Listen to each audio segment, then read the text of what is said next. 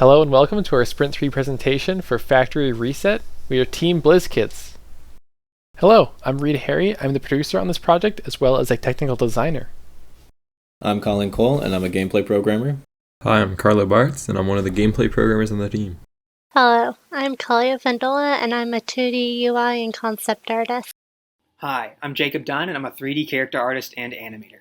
Hi, my name is Eric and I am one of the 3D character artists. Ethan Britton is joining us as a 3D environment artist. Hi, I'm Cameron Havlish and I'm the sound designer for this project. Eileen Snyder is our composer. Hi, I'm Remy Stretch-Berger and I'm the designer for the team. Factory Reset is a 3D top-down tactics auto-battler where players assemble and modify a squad of robots on a 3x3 grid that battle with teams of defective robots by taking turns attacking in unique patterns.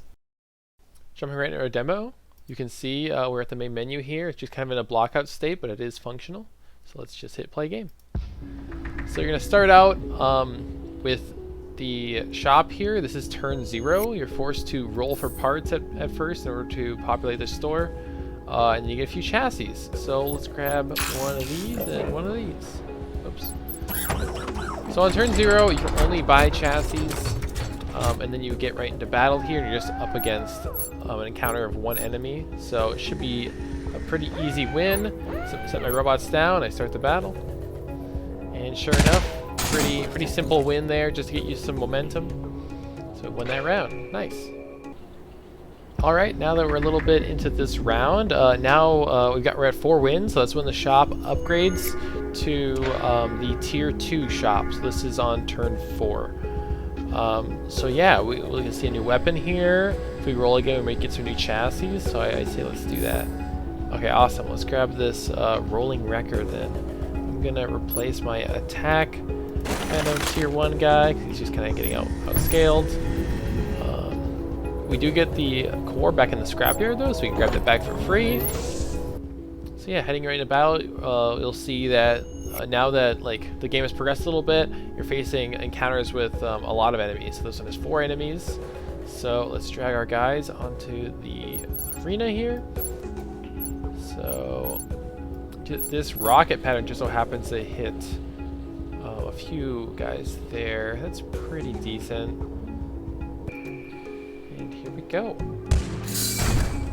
So as battle goes on, you can look at the top bar here, you can see the attack order. So this is sorted by how the attacks get performed in order in our game. So you kind of see just kind of the general order of the enemy attacks and your attacks. So here our attacks all firing off. We're doing pretty decent here. Our rolling record did quite a bit of damage in that encounter, so that was great. And then we should be able to pretty easily clean it up here.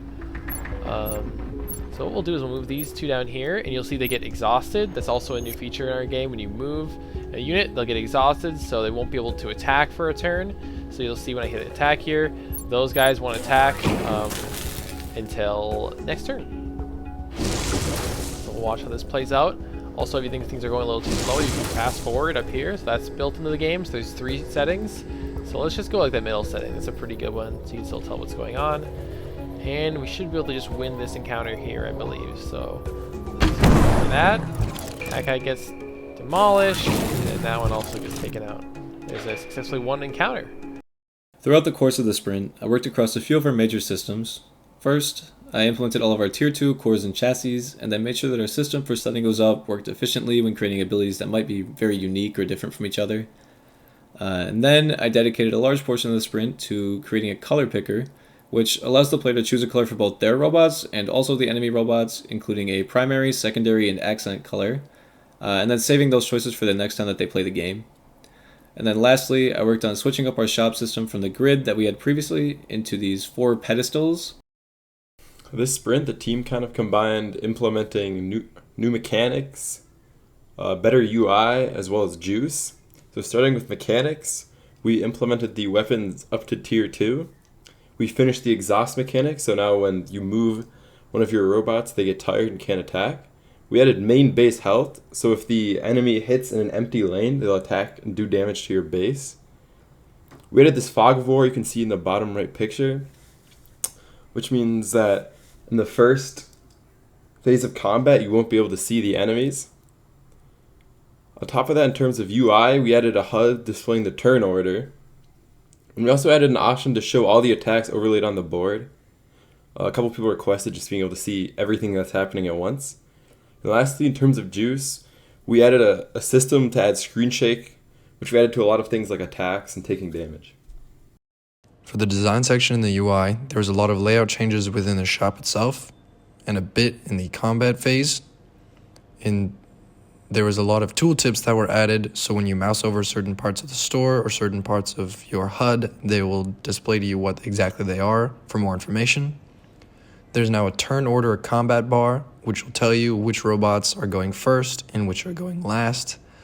There's a combat phase banner, which will tell you what particular part of the combat phase you're in, either the move phase, the attack phase, the recon positioning phase, and such.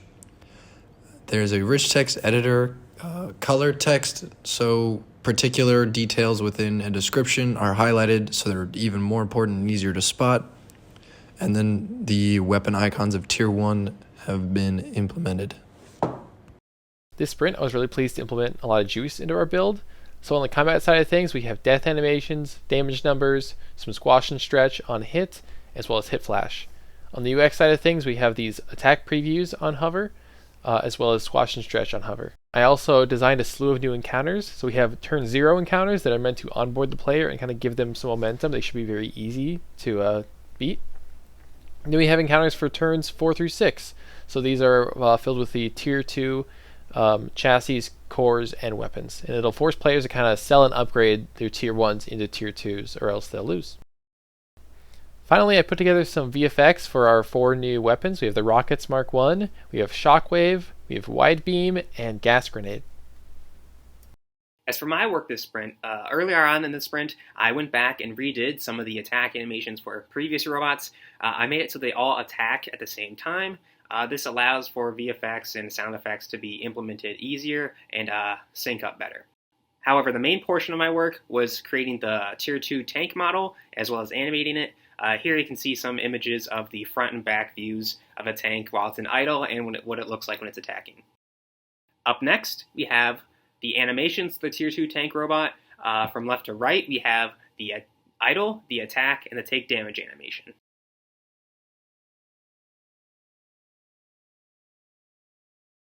Up next, for environment art, we have enlisted the help of a student outside of class, an aspiring game dev student named Ethan Britton. He is currently doing all environment, and on the right you can see a demo or a prototype of the scene that we're planning to use, and on the left you can see an updated version of the pillars that are used in the back on the right image. Right now I'm helping him with the process of getting everything from Blender into Unity, so by next week we should have stuff in Unity ready to go. During this sprint, I have done 2 of our characters, which are the Tier 2 robots, the attack and the balanced robot. For the balanced one, I would try to stick to more like round shapes to represent some sort of balance. As for the attack robot, try to use more like sharp edges to represent how aggressive the robot can be, and they are fully rigged and animated. I have 6 new icons, 4 for the core and 2 for the weapons. Over here on the right, the top 2 are weapon icons for blast and fire, and the bottom 4 are core icons for overcharge, income, lifesteal, and critical. My goals for our next sprint are to produce icons for the Tier 3 cores and a commander core icon. For Sprint 3, I've completed all the shoot sounds for each weapons, as well as making general impact sounds for when robots are hit. I also made unique impact sounds for each weapon. I worked on robot placement and death sounds, of which I was only able to complete half due to losing a week of work from going to GDC. The last thing I did for this sprint was creating a battle transition sound for when the player is moving between the shop phase and the battle phase. So looking ahead, we have 2 remaining sprints, only about 5 weeks left. So for our Sprint 4 goals, we want to be fully content complete. We want all Tier 3 chassis, cores, and weapons of the game with the models, animations, all the technical functionality, SFX, VFX, the whole 9 yards. We also want all our music represented in the game. Thank you for watching our sprint presentation. We hope to see you on Tuesday to play the game.